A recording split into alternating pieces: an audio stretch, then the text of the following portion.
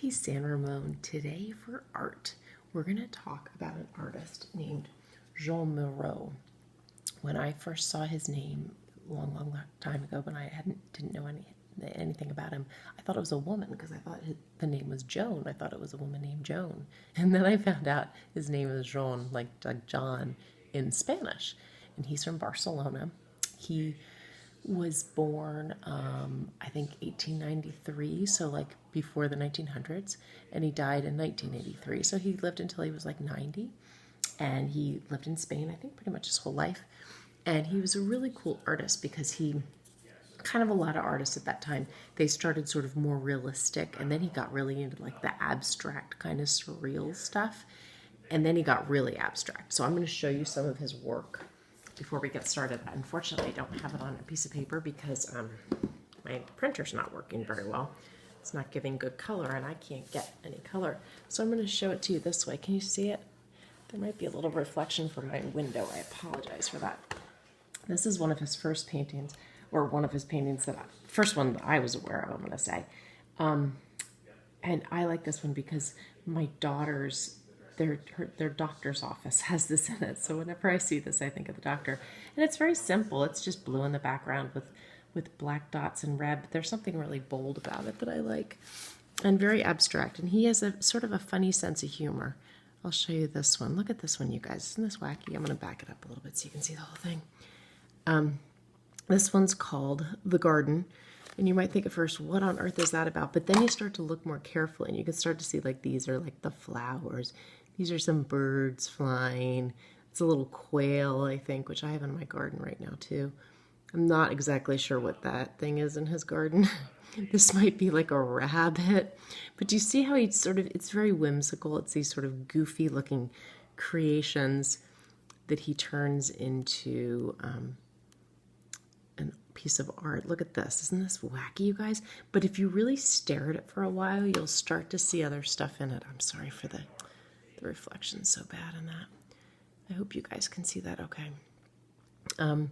I see like little people things and little animal things. I see something that looks like a hand, triangles, a person, like a portrait, a profile of a person.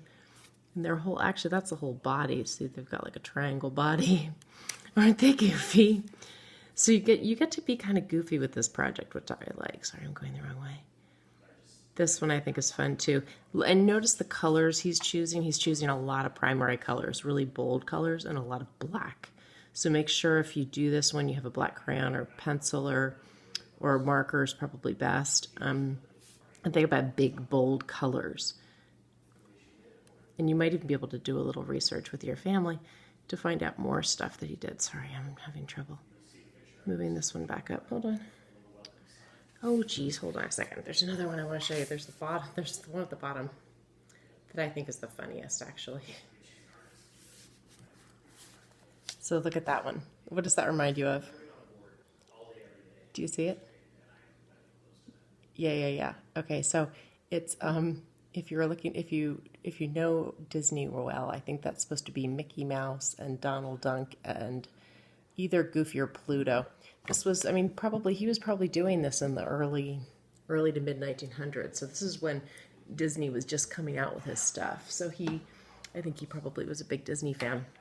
So when I went to do my art, when I was thinking about my Miro art last night when I was doing my drawing, what I did was I took sorry, it's down here. I just took a black pen and I made all sorts of swirlies all over. And I made sure to he has a lot of these like lines with little dots at the end for some reason. So I made lots of swirly lines all over, and I made lots of big areas. And then I just filled them in with primary colors. And so as you see, I just stuck with yellow, red, and blue and black lines. And I just played. I just made it really whimsical. I didn't think about making it something in particular. You could think about making something in particular, like maybe you want to think about, I don't know, a garden or birds or something outside, or maybe there's something you've been watching inside that's been making you think of something. I don't know. I just planted my garden, so I might think about a garden. Maybe I would add a line for the ground, and then maybe I would I could put like goofy thing for my tomato cages or something.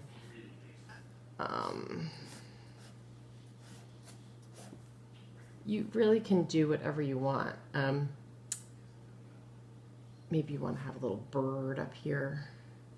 And remember, it doesn't really look like the thing, so don't feel like you need to make it. You could have like the bird with triangle heads and a body, and then you can have feet coming down maybe.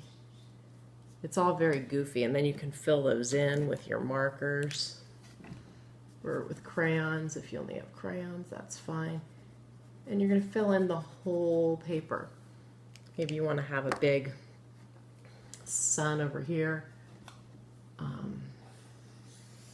big circle here. You could fill that in yellow if you wanted to. You could put roots underneath here if you want to show like the underground. And he does tend to do these little balls at the end of everything. I don't really know why, but he does.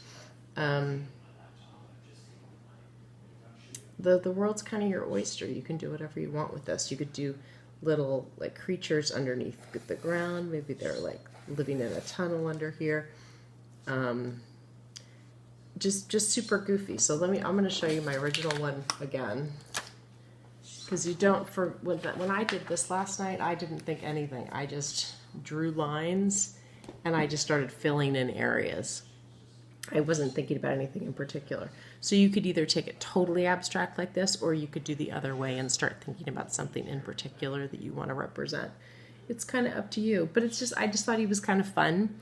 It's very whimsical and goofy, and I just thought you guys might have fun making something like this. All right? So have fun. I can't wait to see what you guys come up with. You can email them to me, kchasman@nusd.org, or you can email your teacher too, of course, any pictures. But I just want to see what you guys come up with, all you creative people out there. All right, thanks. Bye.